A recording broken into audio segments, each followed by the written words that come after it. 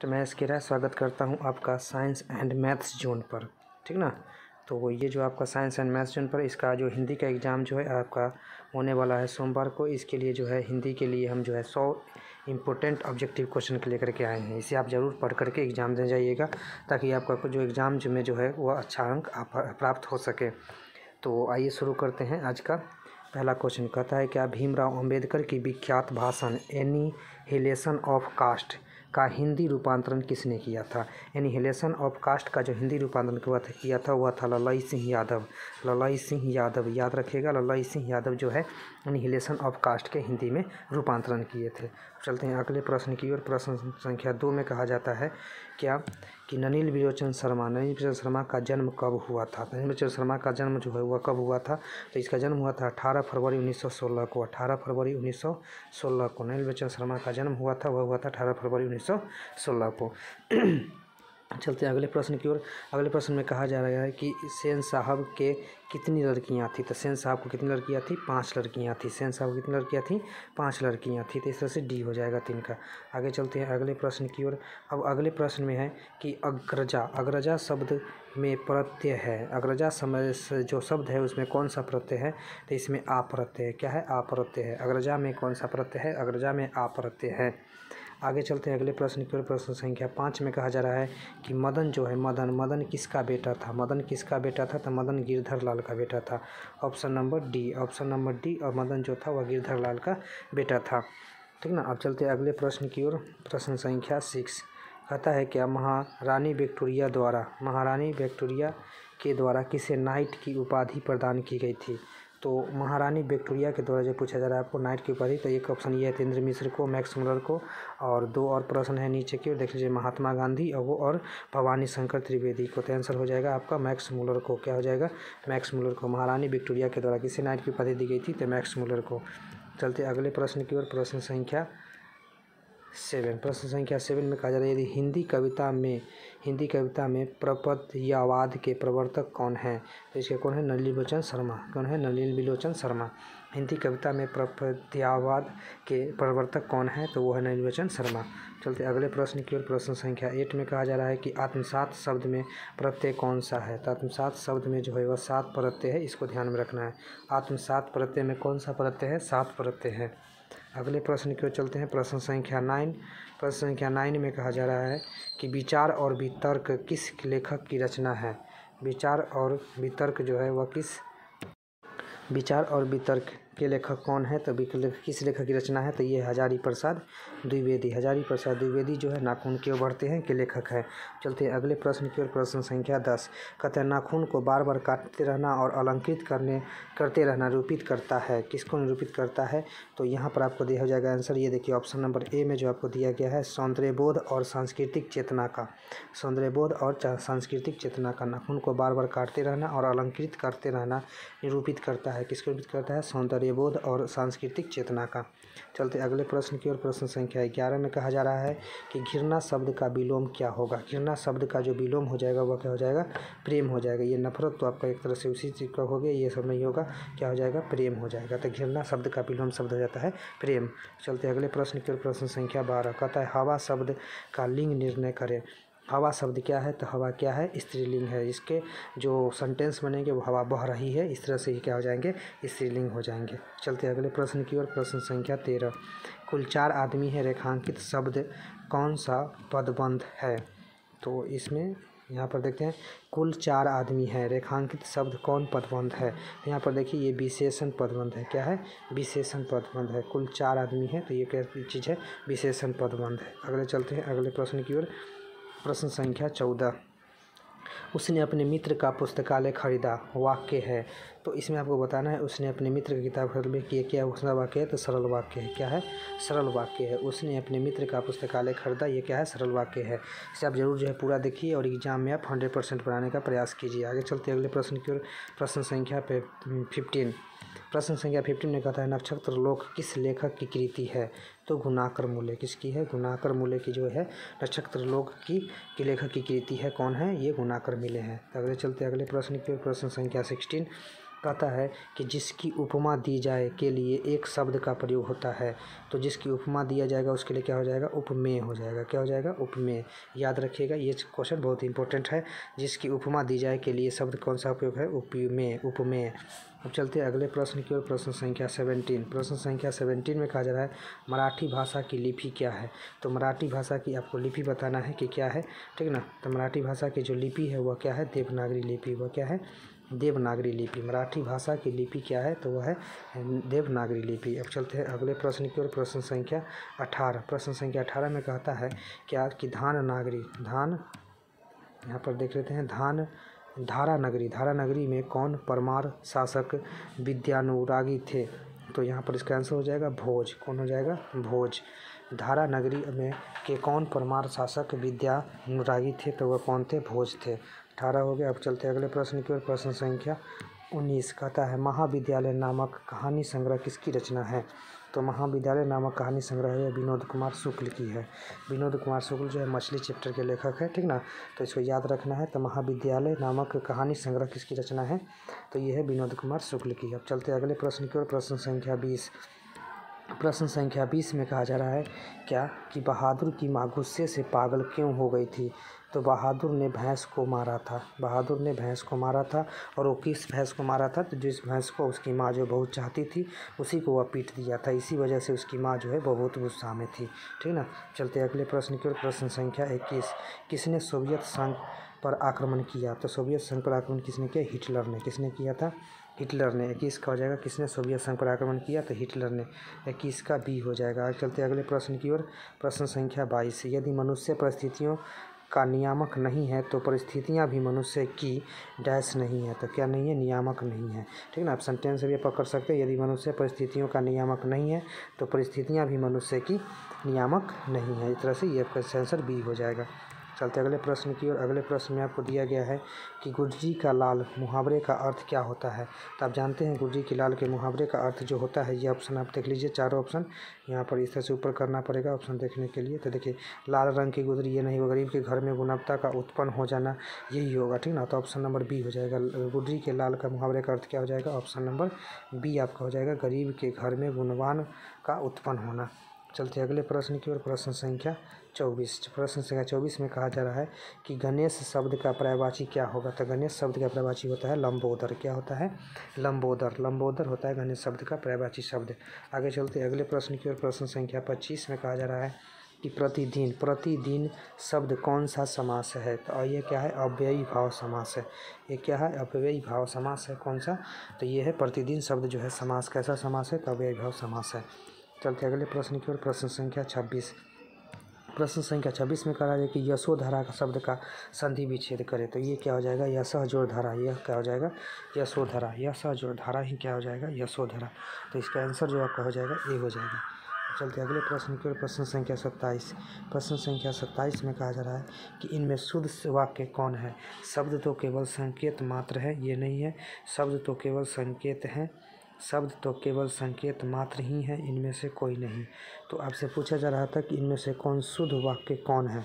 तो इसमें जो लिखा गया शब्द तो केवल लिखा गया, यहाँ पर ये चीज़ गलत है। और यहाँ पर उसके बाद शब्द तो केवल संकेत है, ये भी। तो इस तरह से ऑप्शन नंबर डी है यहाँ पर ही, इनमें से कोई नहीं, ठीक ना। आगे चलते हैं अगले प्रश्न की ओर। प्रश्न संख्या 28। प्रश्न संख्या 28 में कहा जा रहा है कि कवि घनानंद किस बादशाह के यहाँ मीर मुंशी का काम करते थे।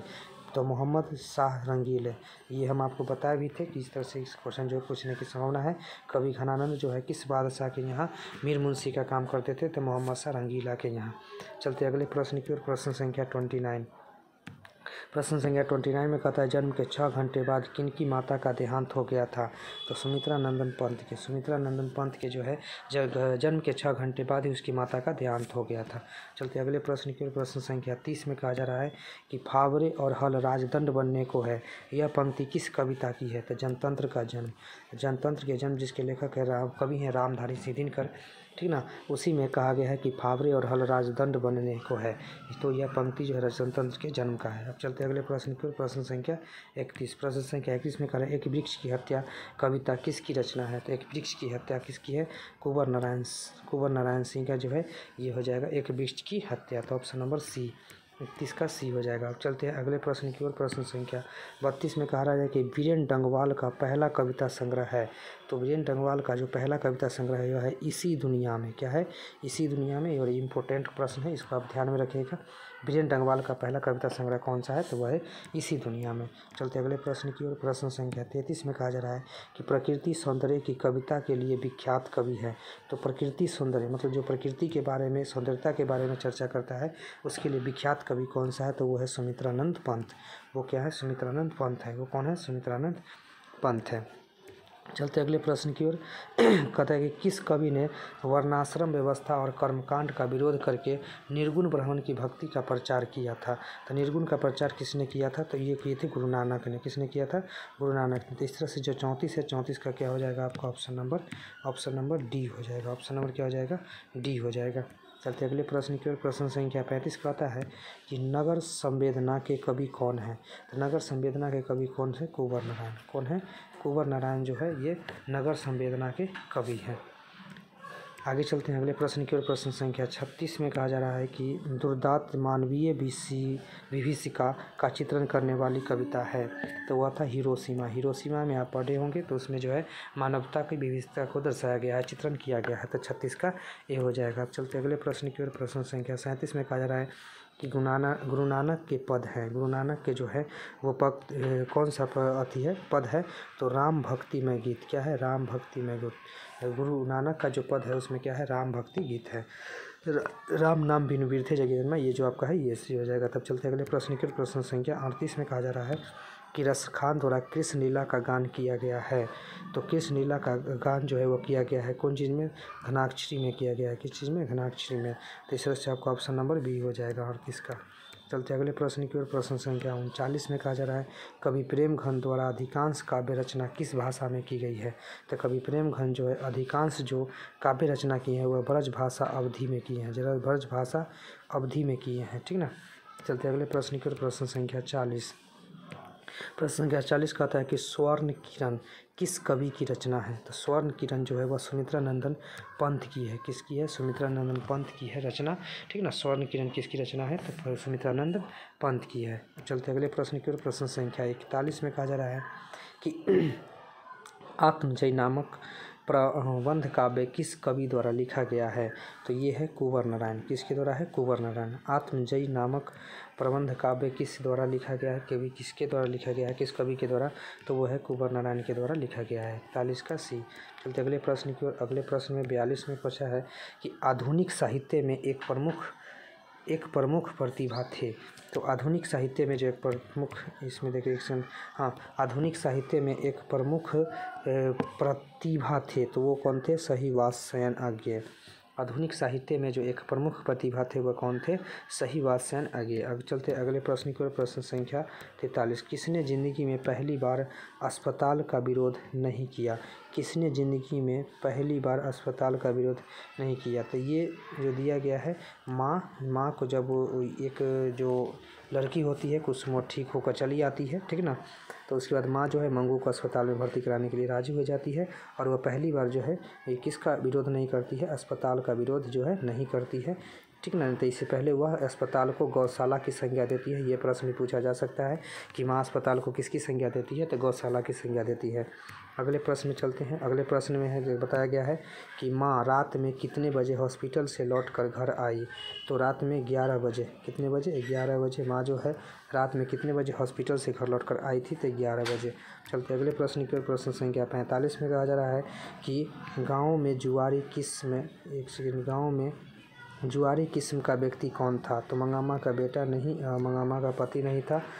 तो ये कौन थे? रंगप्पा था। कौन था? रंगप्पा। रंगप्पा जो था ये जुआरी किस्म का था जो कि मंगू से, इसे दही वाली मंगामा से जो है पैसा ठगना चाहता था। चलते अगले प्रश्न की ओर। प्रश्न संख्या 46 में कहता है सात कोरी होता किस भाषा के प्रमुख कथाकार है? तो ये उड़िया के हैं। किस भाषा के हैं? उड़िया के हैं। सात कोरी होता किस भाषा के प्रमुख कथाकार है? तो उड़िया के हैं। चलते अगले प्रश्न की ओर। प्रश्न संख्या 47। देवी नदी बांध के नीचे किसका घर था? तो लक्ष्मी का घर जो था वह कहाँ था? तो देवी नदी बांध के नीचे था। ये बहुत ही VVI क्वेश्चन है, इसको जरूर ध्यान में रखिएगा कि देवी नदी बांध के नीचे किसका घर था? लक्ष्मी का। ढाते विश्वास के जो चैप्टर है उससे ये चीज़ लिया गया है, ठीक ना। चलते अगले प्रश्न की ओर। प्रश्न संख्या 48 में कहा जा रहा है कि मंगू के अलावा, यहाँ पर पूरा देख लीजिए ऑप्शन, मंगू के अलावा माँ के कितने संतानें थी? 2 3 4, एक सेकेंड, 2 3 4 5, तो इससे कितने संतानें थी? 3 संतानें थी। मंगू के अलावा माँ की कितनी संतानें थी? तो 3 संतानें थी। तो ऑप्शन नंबर क्या हो जाएगा? बी हो जाएगा। चलते अगले प्रश्न की ओर।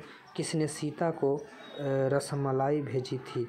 तो सीता को रसमलाई किसने भेजी थी? तो ये भौवरी ने भेजी थी। किसने? भौवरी ने, जिसके बेटा का जन्मदिन था, तो इसके लिए उसने सीता को रसमलाई भेजी थी, भौवरी ने। ये किस चैप्टर से लिया गया है? तो ये धरती कब तक घूमेगी, इससे लिया गया है। चलते अगले प्रश्न की ओर। सीता के बड़े लड़के का नाम क्या था? सीता के बड़े लड़के का नाम क्या था? तो कैलाश था। सीता के बड़े लड़के का नाम क्या था? कैलाश। आप उसके जो है जितने भी बेटे थे, 3 उसके बेटे का नाम लिख लेना है, ठीक ना। और उसके जो पत्नी थे उसका नाम याद कर लेना है, ठीक ना। ये आपसे पूछा जा सकता है, तो इसे आप ज़रूर याद रख लीजिएगा। आगे चलते हैं।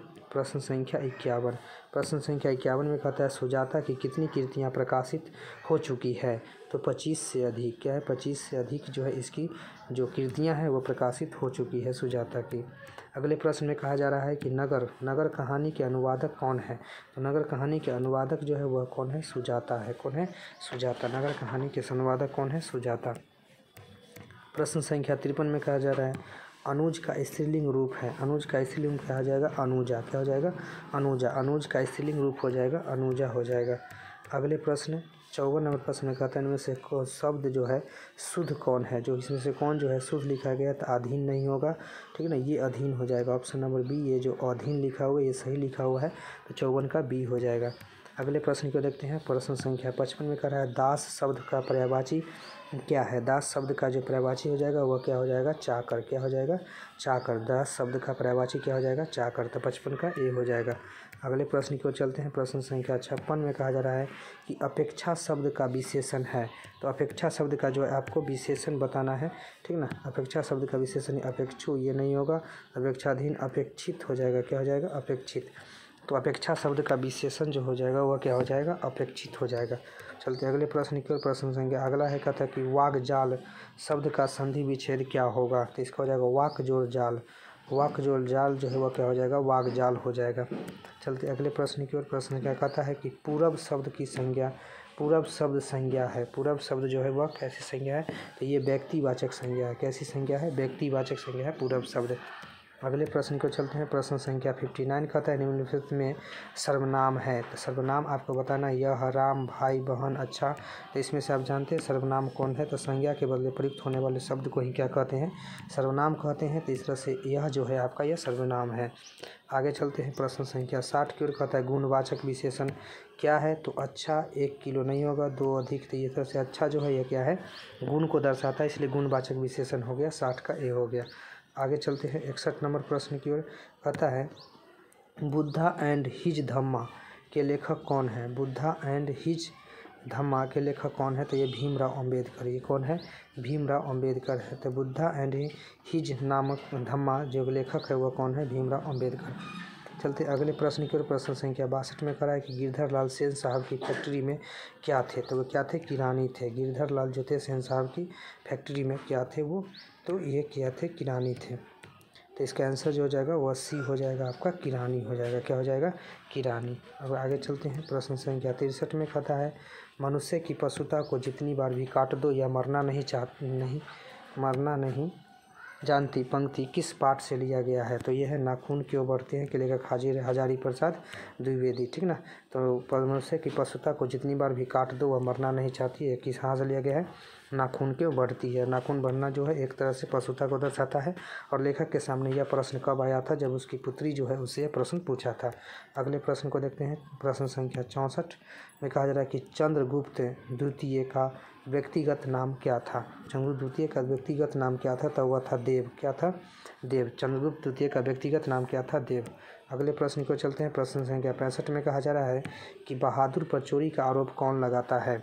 तो बहादुर पर चोरी का जो आरोप होता है वह उसका लेखक का जो रिश्तेदार होता है वही उस पर चोरी का आरोप लगाता है। तो आप अगले चलते हैं प्रश्न की ओर। 66 नंबर प्रश्न में कहता है कि बिरजू महाराज अपना सबसे बड़ा जज किसे को मानते थे। तो बिरजू महाराज जो है अपने सबसे बड़ा जज किसको मानते थे, अम्मा को। किसको मानते थे, अम्मा को। इस तरह से ए हो जाएगा। आगे चलते हैं प्रश्न संख्या 67 में कहा जा रहा है हिंदुस्तानी डांस म्यूजिक कहाँ है। हिंदुस्तानी डांस म्यूजिक जो है कहाँ है, तो ये कलकत्ता में है, जहाँ पर बिरजू महाराज जो है गए थे प्रोग्राम करने के लिए। तो कलकत्ता में हिंदुस्तानी डांस म्यूजिक। आगे प्रश्न है कि राम नाम बिनु बिरथे जगी जन्मा शीर्षक कविता के अनुसार ईश्वर की शरण में जाने का अधिकारी कौन है। ईश्वर की शरण में जाने का अधिकारी कौन है, तो जिसका अंतःकरण निर्मल हो। जिसका अंतःकरण क्या हो, निर्मल हो, जो कि अपने हृदय अंतर आत्मा से निर्मल हो, वही जो है राम के जो ईश्वर की शरण में है वह जाने योग्य है। तो 68 का हो जाएगा डी। आगे चलते अगले प्रश्न की ओर। प्रश्न संख्या 69 में कहता है कि रसखान किस पर सैकड़ों इंद्रलोक को न्यौछावर करने की बात करते हैं। तो करील के कुंजों पर। इसमें बोला गया करील के कुंजन ऊपर बारों पर, ठीक ना। तो इसमें जो है इंद्रलोक को न्यौछावर करने की बात कहें करील कुंजों पर। कौन, रसखान। आगे चलते हैं प्रश्न संख्या आपका 70 हो जाएगा। 70 में कहा जा रहा है कि नादिर शाह के सैनिकों ने किसे मार डाला। तो घनानंद को। नादिर शाह के सैनिकों ने किसे मार डाला था, तो ये क्या हो जाएगा, घनानंद को। बी हो जाएगा। आगे चलते हैं अगले प्रश्न की ओर। सुमित्रानंदन पंत रचित महाभारत माता शीर्षक कविता कहाँ से संकलित है। तो ये ग्राम्य से संकलित है। कहाँ से है, ग्राम्य से। सुमित्रानंदन पंत द्वारा रचित है यह भारत माता। तो ये भी पूछा जा सकता है कि भारत माता के रचनाकार कौन है, तो सुमित्रानंद पंत है। आगे चलते हैं अगले प्रश्न की ओर। प्रश्न संख्या 72 में कहा जा रहा है कि अज्ञेय किस काव्य धारा के कवि हैं। तो अज्ञेय जो है वह प्रयोगवाद के कवि है। किसके हैं, प्रयोगवाद के। अज्ञेय किस काव्य धारा के कवि है, प्रयोगवाद के। 73 नंबर प्रश्न में कहता है एक वृक्ष की हत्या शीर्षक पाठ में दूर से कौन ललकारता है। तो वो पेड़ जो है, पेड़ वही इसी को दूर से ललकारता है, वृक्ष रूपी चौकीदार। वृक्ष रूपी चौकीदार जो है उसको दूर से ललकारता है।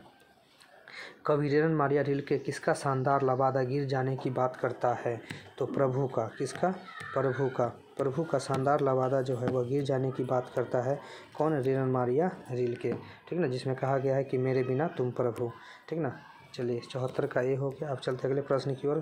ख का उच्चारण स्थान क्या है। तो ख का उच्चारण स्थान क्या है, कंठ है। ख का उच्चारण स्थान क्या है, कंठ है।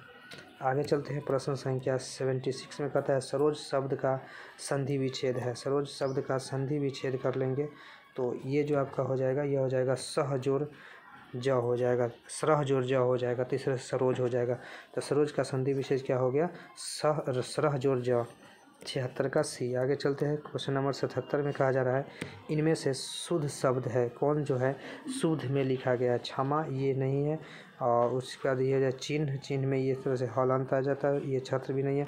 गणित लिखा हुआ आपका सही है, तो ऑप्शन नंबर डी हो जाएगा 77 का डी। आगे आपका है 78 नंबर प्रश्न, जिसमें कहा गया है सिंधु शब्द कौन संज्ञा है। सिंधु शब्द जो है वह एक व्यक्तिवाचक संज्ञा है, ठीक ना। कैसी है, व्यक्तिवाचक संज्ञा। आगे चलते अगले प्रश्न की ओर। प्रश्न संख्या 79 में कहा जा रहा है नियम शब्द का लिंग निर्णय करे। जो नियम है वह शब्द कैसा शब्द है, तो वह पुल्लिंग शब्द है। कैसा है, पुल्लिंग। नियम बनाई जाती है, ठीक ना। तो इस तरह से नियम जो है ये पुल्लिंग शब्द है। 78 है सभापति का स्त्रीलिंग रूप क्या है। सभापति का आपको स्त्रीलिंग बताना है, तो सभानेत्री हो जाएगी। क्या हो जाएगा, सभानेत्री। सभानेत्री ऑप्शन नंबर बी। सभापति का स्त्रीलिंग रूप क्या होगा, सभानेत्री हो जाएगा। आगे चलते हैं प्रश्न संख्या 81 में कहा जा रहा है कि मैं कल दिल्ली जाऊंगा कौन काल है। मैं कल दिल्ली जाऊंगा, तो इसमें आप देख रहे हैं कि ये भविष्य काल को दर्शा रहा है। मैं कल दिल्ली जाऊंगा भविष्य काल हो जाएगा, 81 का सी हो जाएगा। आगे है 82 नंबर प्रश्न। 82 में कहा जा रहा है कि गृह प्रवेश कौन समास है। गृह प्रवेश जो है वह तत्पुरुष समास है। क्या है, तत्पुरुष समास हो जाएगा। गृह प्रवेश कौन सा समास है, तत्पुरुष समास है। आगे है 83 नंबर प्रश्न में कहा जा रहा है कि सुख शब्द का पर्यायवाची शब्द क्या है। तो सुख का जो पर्यायवाची शब्द हो जाएगा वह क्या हो जाएगा, प्रसन्नता हो जाएगा। ऑप्शन नंबर बी हो जाएगा। आगे चलते हैं 84 में कहा जा रहा है कि छूत शब्द का विलोम है। छूत शब्द का जो विलोम हो जाएगा वह क्या हो जाएगा, अछूत हो जाएगा। क्या हो जाएगा, अछूत। आगे है दांत काटी रोटी मुहावरे का अर्थ क्या होता है, तो गहरी दोस्ती। दांत काटी रोटी के मुहावरे का अर्थ क्या होता है, गहरी दोस्ती होता है। आगे है उग्र शब्द का विलोम क्या है? उग्र शब्द का विलोम सौम्य हो जाएगा। क्या हो जाएगा? सौम्य। तो ये क्वेश्चन बहुत ही इंपॉर्टेंट है, इसको ध्यान में रखिएगा, ठीक ना, कि उग्र शब्द का विलोम क्या है? सौम्य है। उग्र शब्द का विलोम क्या है? सौम्य है।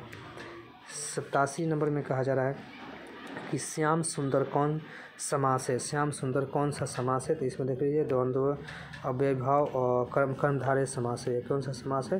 कर्मधारय समास है, ठीक ना। श्याम सुंदर जो है वह कौन सा समास है? कर्मधारय समास है। आगे है 88 नंबर प्रश्न कहता है इनमें कौन शब्द तत्सम है? कौन सा शब्द जो है तत्सम है? तो कर्पूरी जो है ये क्या है? तत्सम है, ठीक ना। तो इसमें से कौन सा शब्द तत्सम है? तो ये कर्पूरी। आगे चलते हैं 89 की ओर। कहता है अंधों में काना राजा का लोकोक्ति अर्थ क्या होता है? तो मूर्खों के बीच थोड़ा मोड़ा पढ़ा व्यक्ति का इसका अर्थ होता है। मूर्खों में थोड़ा मोड़ा पढ़ा व्यक्ति ही अंधों में काना राजा के बराबर होता है। 90 में कहता है कि सादर का विलोम है। सादर का विलोम आपको सादर का विलोम क्या हो जाएगा? यहाँ पर देख लीजिए सादर का विलोम क्या हो जाएगा? तो ये हो जाएगा निरादर। क्या हो जाएगा? निरादर। Option number B. Option number B जो है ये आपका आंसर हो जाएगा। सादर का क्या हो जाएगा? निरादर। अगले प्रश्न है 91 कहता है दसमुख कौन सा समास है? तो दसमुख जो हुआ बहुब्रीहि समास है, क्योंकि इसमें आप देख लीजिए 10 मुख है तो यहाँ पर अंक को दर्शाता है, ये बहुब्रीहि समास है, तो ए हो जाएगा। दसमुख जो है कौन सा समास है? बहुब्रीहि समास है। 92 नंबर प्रश्न में कहा जा रहा है क्या कि अपने से बड़ों का आदर करना उचित है, किस सर्वनाम का उदाहरण है? तो इसमें निजवाचक सर्वनाम को बताया गया है। किसमें? निज। अपनों से बड़ों का आदर करना ये क्या है? निजवाचक सर्वनाम है। आगे चलते हैं प्रश्न संख्या 93 में कहा जा रहा है क्या कि परीक्षा शब्द का लिंग निर्णय करें। परीक्षा शब्द कैसी शब्द है? तो स्त्रीलिंग है। कैसी है? स्त्रीलिंग है। पहले परीक्षा शब्द जो है वह स्त्रीलिंग है।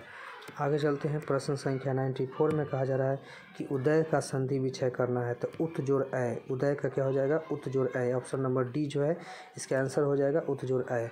आगे चलते हैं 95 नंबर में कहा जा रहा है निवास शब्द में उपसर्ग कौन सा है? उपसर्ग आपको बताना है जो कि आगे लग करके रहता है बनता है, तो ये हो जाएगा ए नी। क्या हो जाएगा? नी।